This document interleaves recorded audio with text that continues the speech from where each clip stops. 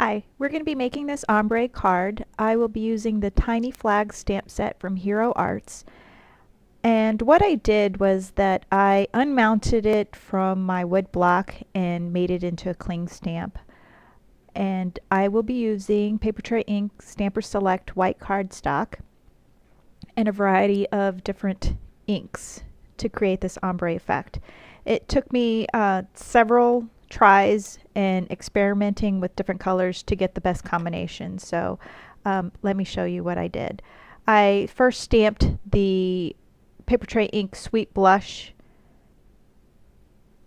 ink on the very bottom of the background stamp. And you only need to stamp the very bottom. You don't have to stamp the whole card. And I'm going to try to blend the colors as best I can.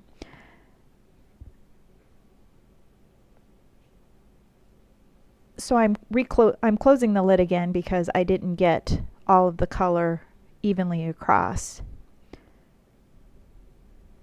And the next color I'm going to be using is the Hero Arts Shadow Ink Passion Flower. It's a mid-tone ink, and I stamp it twice because I want the color a little darker than what a single pass does. And I do use a baby wipe to blot in between the colors just to help the blending.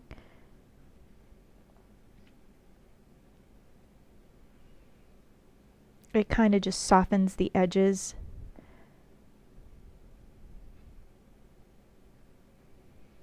And here's my second pass at it.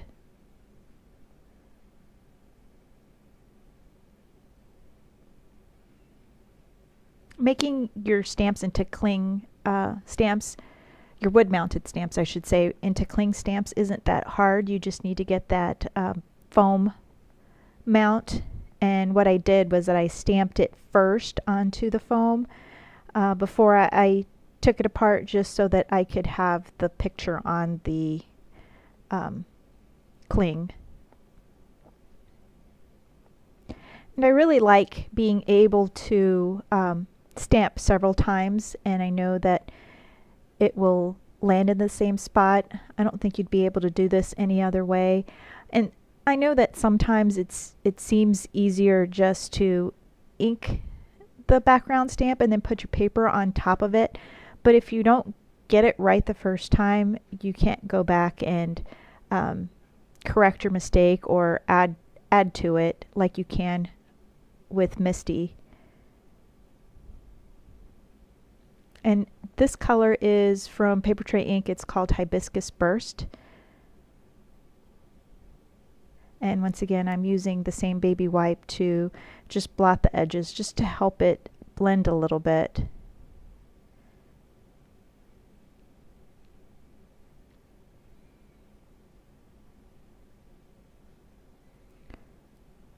And there's a little part that I didn't think blended as well.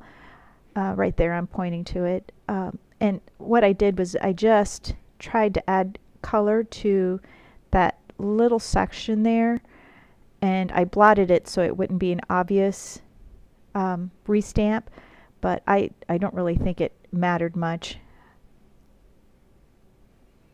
And I learned that just waiting for the ink to dry just actually changes how the ink looks. So if you don't feel like you're getting it right the first time, just wait till the ink dries and you'd be surprised how it evens out. And the last color I'm using is Raspberry Fizz. If you wanted to go an extra step, you could clean your stamp off and add Versamark and then put embossing powder on it. But I did want to stamp a sentiment onto the front. And also, the stamp doesn't go all the way to the edge, but I knew I was going to be trimming part of it, so I thought it was okay. And I'm just adding the foam insert for my sentiment because it is a clear stamp, and it's Paper Tray Inks Think Big Favorites #3. It's the Hello Friend. And I'm just lining up the stamp with the triangles on the front of the card, simply because if the triangles are off, then the sentiment will be off if you try to line it up with the grid paper. So I thought it was safer to line it up with the card, and here I'm not sure why I'm messing with it because it was fine.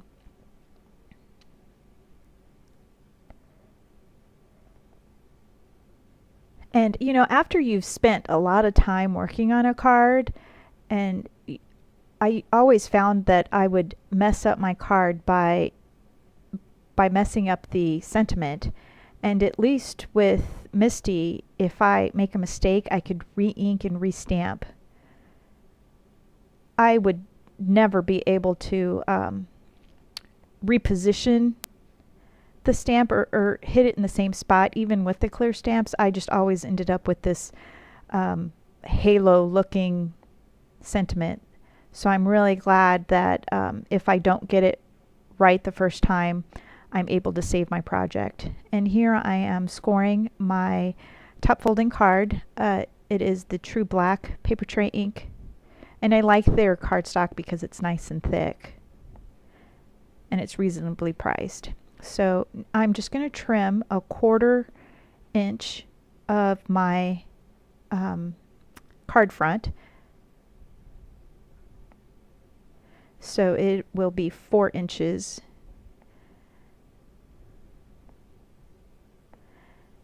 And I just want the 2 black borders on the sides of the card.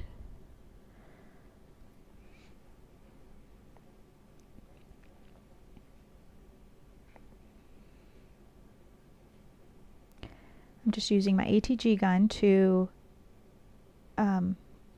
put adhesive on the back of the card.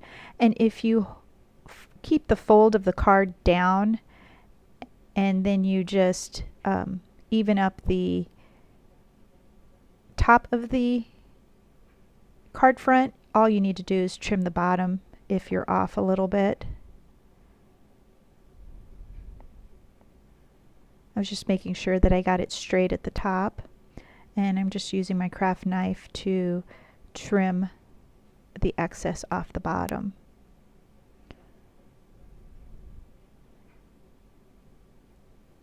And at this point I think it needs something, and so I am grabbing the Heidi Swapp Color Shine in gold.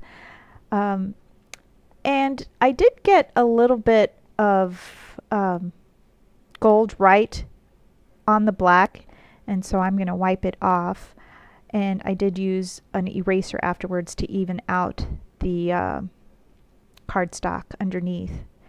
And I did notice that I did get a little bit of a watermark around each droplet, and I think it was because I didn't wait for my ink to dry, or maybe I didn't shake the Color Shine as much as I could. Well, thanks for watching.